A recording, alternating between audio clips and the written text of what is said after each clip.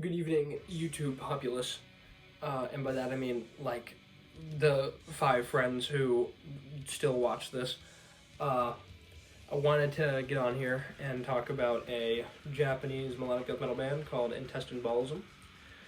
The reason why I want to talk about them is because I think they are a band that really breaks the mold of the genre and really is a lot more brutal than you'd expect out of your normal melodic death metal band, especially, one who isn't exactly well known, one that I guess it's not fair to say that's not really well known because a lot of people know about them, and they have like 8,000 monthly listeners on Spotify, which isn't like a whole lot, but it's still a fair amount. I first want to get into what Baalism is and who Baal is. Baal being Baal. Baalism is the practice of believing in Baal, who is, I have it written down right over here because my ass would forget it. Baal is the name of an ancient Canaanite Phoenician deity that was the god of fertility and rain. Others describe Baal as multiple false gods, or even a principal king that rules over parts of hell. But Baal does mean owner or master in many versions of the Old Testament. Now, this may be incorrect, but please do not lambaste me because I'm not exactly the religious type. I'm not super religious, and I may have bastardized the story of Baal or of the Old Testament, or anything else that I just mentioned.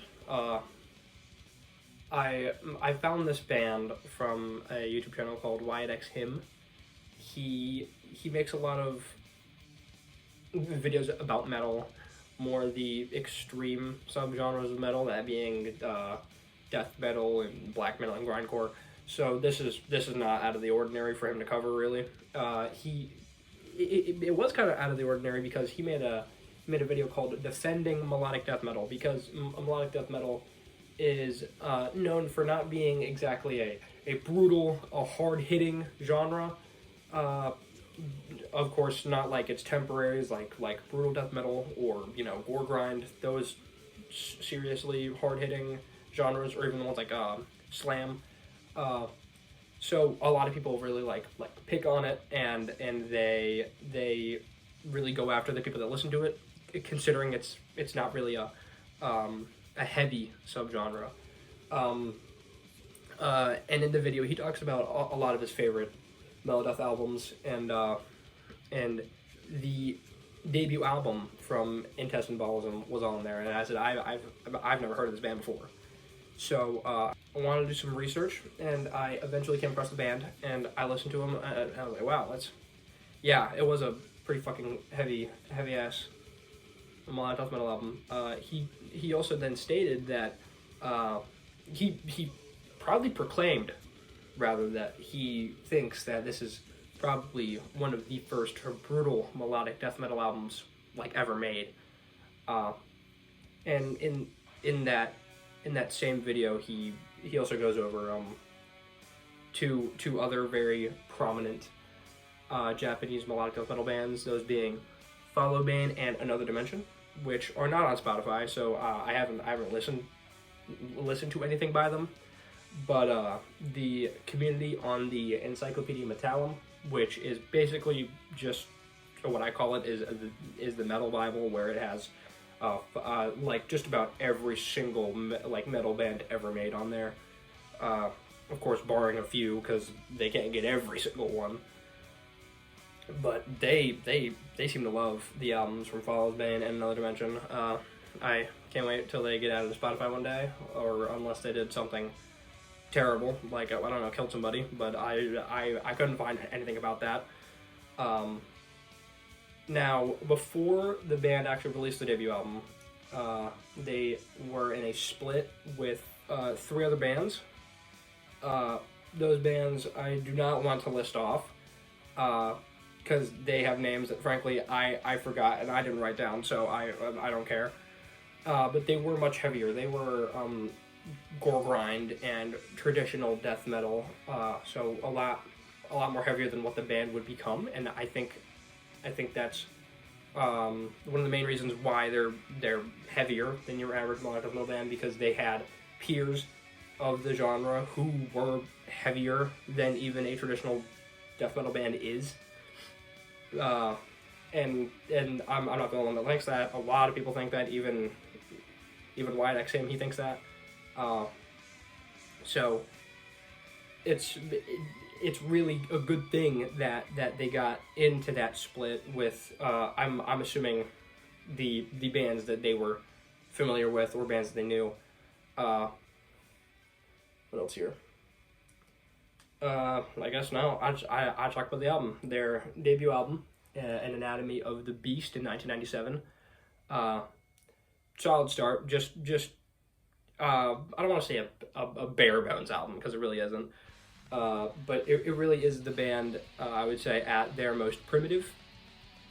It's not a bad album by any means. It's super packed, and never a bad moment, I think, on any Intestine Baalism release. And that's something that I really got to give them credit for.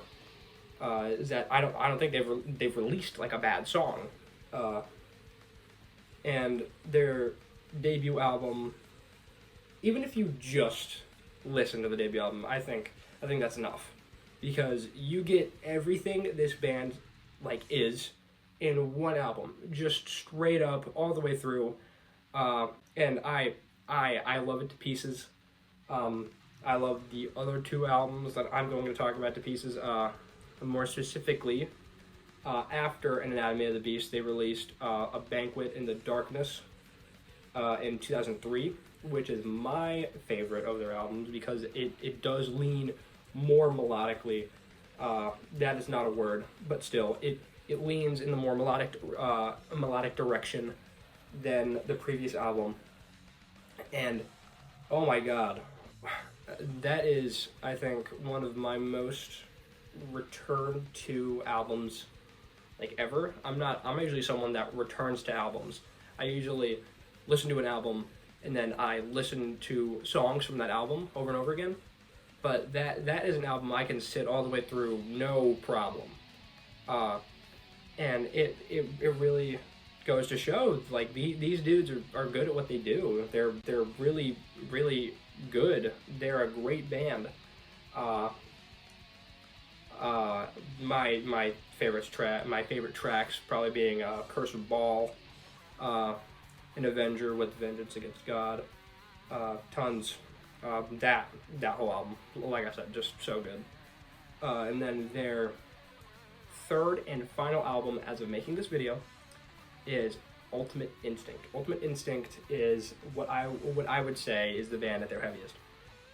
Of course, so once again, not to discredit the melody and the riffs that are definitely still there, but I feel like they're a lot more pummeling in this album compared to the last two, and I think that is because of the guitar tone. The guitar tone and some portions of the album, they remind me of the old school Swedish death metal scene that came about in the really early 90s, with bands like Entombed and Dismember and Grave and Unleashed. Those like really classic bands that kind of paved the way for traditional HM2 guitar tone death metal and even melodic death metal afterwards. And I think it really adds to the album, honestly, with every other element. I don't know which one I like less out of Anatomy of the Beast and Ultimate Instinct, but I still think they are both fantastic albums, just absolute rippers. from start to finish. And now, I don't know if you picked up on this, but there's very obvious gaps between releases. I don't know what they do in between these gaps. I don't know what they did in between these gaps. But what I like to think they did is they said, this album was fucking great. We need a break, and we need to think of more fantastic tracks. We need to write music that can really rival these other tracks. And when you listen to them, like, you really think, it's like, how will they top themselves? Because it's difficult to top themselves when you make music this good. My apologies for the glaze. It's just a great ass band all the way through. And if you are a fan of melodic death metal and you have not listened to Intestine Baalism, you need to listen to the entire discography right now. Right, like, genuinely right now. Not a bad song at all. But of course, if you aren't into melodic death metal, maybe you're watching this and you know me, and you're not into metal like at all. That's okay. Don't listen to this band. I would much rather you start with some of maybe the other bands that I mentioned in my previous video. Anyways, sorry, I went off on a tangent. The band is still active. They say they're still active, but their last release was Ultimate Instinct all the way back in 2008. So then I had to go looking and see where they were really active. And it says, sorry, it doesn't say, but I found info that they're touring. They're touring all the time. They always go to live shows and they always perform. So they're active in that sense, but I don't think they're gonna make another album, which is depressing, because god damn, the music is so good. But I kind of get it. You make 3 good albums, you don't really want to tarnish your record, and that's fine if they don't make another album, because they have 3 great albums that they gave to the metal world, they gave to melodic death metal as a genre. And they don't need to do any more. It's like System of a Down that I also mentioned yesterday. They only have 5 albums, but they did a great service to the metal genre, and that's fine if they don't release another album, because frankly they did enough. And I think it's the same with this band. I think Intestine Baalism did enough. Wow, kind of went off on like super tangents, but. I really hope you enjoyed this video. I hope I really persuaded you to listen to this band, and if I didn't, that's okay. At least you listened to me talk about it. Thank you for that. I hope you have a good day.